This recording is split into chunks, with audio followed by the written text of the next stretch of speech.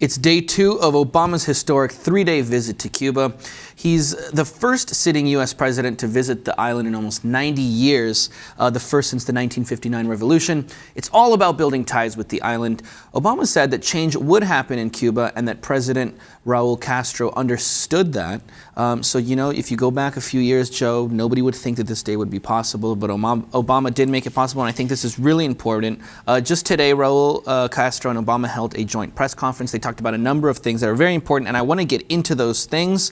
But more specifically, you know, what companies are going to start investing now in Cuba and how this is going to open up the island is very exciting. So just to start with, Starwood Hotels, they just became the first U.S. hotel company to sign a deal with Cuba of $13.6 billion. So you can see already what is to come, right, for this deal here.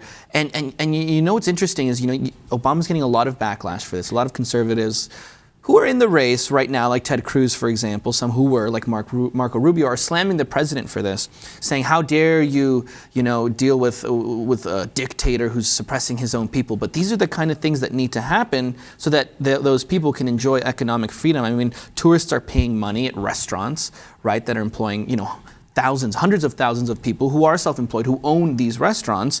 They're giving, tips, they're paying for taxis. So all of these things give back to the Cuban people, and it's very important. So Obama's talking, yes, economic issues, but he's even talking human rights issues. Guantanamo Bay came up. Cuba wants that back. They want to see that whole thing closed down, and so does Obama. So he's also talking about different initiatives that he's starting. I'm talking about President Obama, to give grants, scholarships offered to Cuban students to come and study in the U.S. So we're talking about huge exchanges, not just in the tourism sector, but as well for students to have the opportunities to come to the U.S. and really study here. And I think that's a great idea, and I think this is going to have huge repercussions. Another thing that they're discussing is Obama really wants to get Cuba connected as far as Wi-Fi goes. Wi-Fi is very spotty on the island. Very few people enjoy Wi-Fi. Those who can have it in their houses do it, but most people kind of have to pay a lot of money in these we'd call them internet cafes, basically, public places where you can go, you pay some money, but it's like $2 to $4 per hour. That's very, very expensive. So companies like Google, for example, are now coming in. They're signing a deal, and they want to give Wi-Fi to a lot more people. That'll bring down that cost. Yeah, and the word was that there were only around 35 to 40 internet cafes that you could even go into in the whole of Cuba and pay those $2 to $4 an hour to use the internet. So with that opened up, with Google trying to do this deal to give free internet to the whole country, obviously a lot of questions are being asked when you think about things like the restrictions on the internet in China, for example. Will there still be censorship on the internet here? But the race is definitely on. I mean, Cuba's like this untouched territory when it comes to corporations. Obviously, with this deal with Starwood Hotels, you can see that every major company just wants to get in on the ground first, do those deals, make the money that's there on this raw land that's just been caught in this time block of history. And obviously, there's a lot of money to be made there. It's like when companies go in and do the rebuilding of Iraq, it's the same thing. You'll see all sorts of tourism deals, everything coming out of Cuba. The isolation has not been good for the people of Cuba. Most of the Cubans are happy about the opening. They hope that the economy will increase as a result.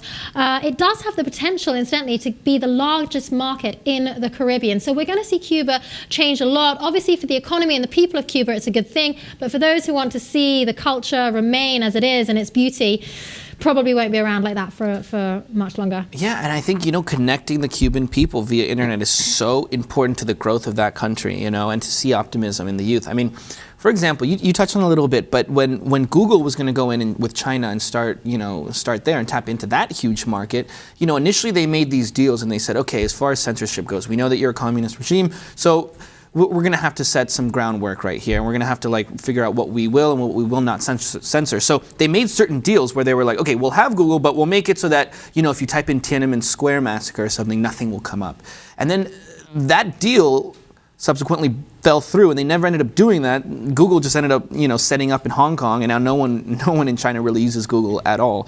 No one really knows it even exists. So hopefully we'll see something different here, right? And hopefully there won't be as much censorship. They don't really have to censor much in Cuba now because most people don't even have the internet, and if they do, it's too slow to go to certain things. So for that reason, censorship hasn't been a huge topic of debate with this, and I think it's going to have to become one, and they're going to have to set some groundwork if Google's really going to get in here and connect the Cuban people. I think that's one of the most important parts of this trip. But there are very many aspects that go into human rights issues, economics as well, but it's very good to see this happen. We see Obama building barriers, not building new ones. I think that's very important to warm up to the Cuban people for their own prosperity as well.